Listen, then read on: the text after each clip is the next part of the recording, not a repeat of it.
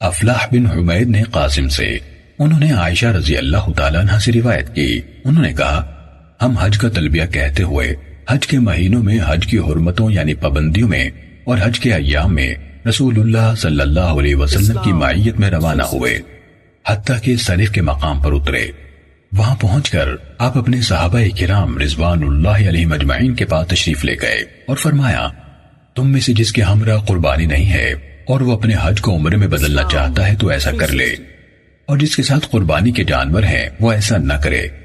ان میں سے کچھ نے جن کے پاس قربانی نہیں تھی اس یعنی عمرے کو اختیار کر لیا، اور کچھ لوگوں نے رہنے دیا، البتہ رسول اللہ صلی اللہ علیہ وسلم کے ساتھ اور آپ کے ساتھ بعض صاحب استطاعت صحابہ کے ساتھ قربانیاں تھیں۔ پھر آپ میرے پاس تشریف لائے تو میں رو رہی تھی، آپ نے فرمایا کیوں روتی ہو؟ میں نے جواب دیا میں نے آپ کے صحابہ کرام رضوان اللہ علیہ مجمعین کے ساتھ گفتگو سنی ہے اور عمرے کے متعلق بھی سن لیا ہے، میں عمرے سے روک دی گئی ہوں۔ آپ نے پوچھا کیوں، تمہیں کیا ہے؟ میں نے جواب دیا میں نماز ادا نہیں کر سکتی۔ آپ نے فرمایا یہ ایام عمرے حج میں تمہارے لیے نقصان دہ نہیں، تم اپنے حج میں لگی رہو، امید ہے کہ اللہ تعالیٰ تمہیں یہ عمرے کا اجر بھی دے گا، تم آدم کی بیٹیوں میں سے ہو، اللہ تعالیٰ نے تمہارے لیے بھی وہی کچھ لکھ دیا ہے جو ان کی قسمت میں لکھا ہے۔ کہا پھر میں احرام ہی کی حالت میں اپنے حج کے سفر میں نکلی، حتیٰ کہ ہم مینا میں جا اترے اور تب میں ایام سے پاک ہو گئی۔